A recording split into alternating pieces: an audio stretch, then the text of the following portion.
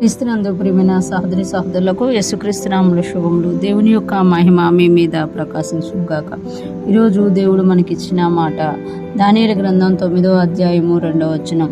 అతని ఏలుబడిలో మొదటి సంవత్సరమందు దానియేలును నేను యెహోవా తన ప్రవక్త యిర్మీయాకు సెలవిచ్చి తెలియచేసినట్లు యెరూషలేము పాడుగా ఉండవలసిన 70 సంవత్సరముల సంపూర్తి యొగుచున్నవని గ్రంథముల వలన గ్రహించి తిని. ఈ మాటలు మనం దానియేలు గ్రంథంలో చూస్తున్నాం. ఇక్కడ మనం చూస్తే అతని ఏలుబడులు అని అంటే 1వ వచనం చదవాలి. మనం మాదీయుడగు అహష్వరోషు యొక్క కుమారుడైన దర్యావేషు కల్దీల పైన రాజాయను.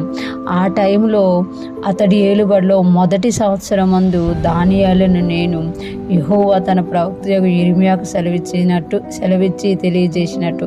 అంటే దానియేలు రాజ్య పరిపాలనలో ఉంటూ రాజులకు సహాయం చేస్తూ అదే టైంలో దేవుని యొక్క మాటలను కూడా చదివేవాడుగా గ్రహించేవాడుగా ఏం జరుగుతుంది, ఈ కాలంలో ఏం జరుగుతుంది, ఈ యొక్క సీజన్లో ఏం జరుగుతుంది, ఈ పరిస్థితుల్లో ఏం జరుగుతుంది అని గ్రహించేవాడిగా ఉన్నట్టు మనం ఇక్కడ చూడగలం. దానియేలును నేను యెహోవా తన ప్రవక్త యిర్మీయాకు సెలవిచ్చి తెలియచేసినట్లు యెరూషలేము పాడుగా ఉండవలసిన 70 సంవత్సరములు సంపూర్తి అవుతున్నవని గ్రంథముల వలన గ్రహించి తిని. అంటే యిర్మీయా ద్వారా ఏదైతే చెరలోనికి వచ్చారో ఇశ్రాయేలీలు, వాళ్ళకి దేవుడు ముందే చెప్పారు, ఈ చెరలో మీరు 70 సంవత్సరములు ఉండబోతున్నారు, 70 సంవత్సరాల తర్వాత నేను మరలా మిమ్మల్ని బయటికి తీసుకొని రాబోతున్నాను అని దేవుడు సెలవిచ్చారనమాట. ఈ 70 సంవత్సరాలు మీరు బబులోన్లోనే ఉంటారు అని దేవుడు సెలవిచ్చారు. ఆ మాటలు అంటే ఆ 70 సంవత్సరంలో సంపూర్తి అవుతున్నాయి అనేది గ్రంథముల వలన గ్రహించారంట దానియేలు గారు. అంటే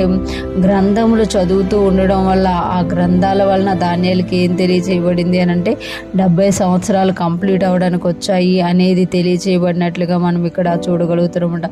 అంటే ఎప్పుడైతే మనము దేవుని వాక్యంతో పాటు మన చుట్టూ దేవుడు ఇచ్చిన వాగ్దానాలు కావచ్చు, ప్రవచనాలు కావచ్చు, దేవుడు ఇచ్చిన కొన్ని యొక్క సూచనలు కావచ్చు, వాటిని మనం గమనిస్తూ ఉండేవారంగా ఉండాలి అని ఇక్కడ దానియేలు ద్వారా దేవుడు తెలియచేస్తున్నారు. అది మళ్ళీ ఎలాగ గ్రహిస్తామనంటే గ్రంథముల వలన మనం గ్రహిస్తాము. అంటే వాక్యం చదువుతుండాలి, వాక్యంతో పాటు మనం ఇతర విషయాలను చూసినప్పుడు వాటి వలన మనం గ్రహిస్తాము అని ఇక్కడ దానియేలు మనకి తెలియచేస్తుంది అనమాట. ఈరోజు ఫ్రెష్ మనం వింటున్న ప్రతి ఒక్కరూ జ్ఞాపకం చేసుకోండి, మన చుట్టూ ఏం జరుగుతుంది అనేది మనకు తెలియాలి అని అంటే వాక్యంతో పాటు బయట విషయాలను కూడా గ్రహించే వారిగా ఉండాలి అని ఇక్కడ దానియేలు గ్రహించడమే కాదు, వెంటనే ప్రార్థనలోకి వెళ్ళి ఆ నెరవేర్పు కొరకు ప్రార్థించినట్లుగా మనం అక్కడ చూడగలం. ఈరోజు ఫ్రెష్ మనం వింటున్న ప్రతి ఒక్కరం కూడా మనము కూడా దేవుని వాక్యాన్ని ధ్యానిస్తూ ఆ వాక్యంలో ఉన్న సత్యాన్ని గ్రహించడమే కాకుండా మన చుట్టూ ఏం జరుగుతుంది, యేసయ్య ఏం చెప్పారు అనేది మనం గ్రహించినప్పుడు ఆ యొక్క చెరలో నుండి విడుదల అయ్యే టైం వచ్చినప్పుడు మనం ఖచ్చితంగా ప్రార్థించే వారంగా ఉపవాసం ఉన్నప్పుడు ఆ చెరలో నుండి వారు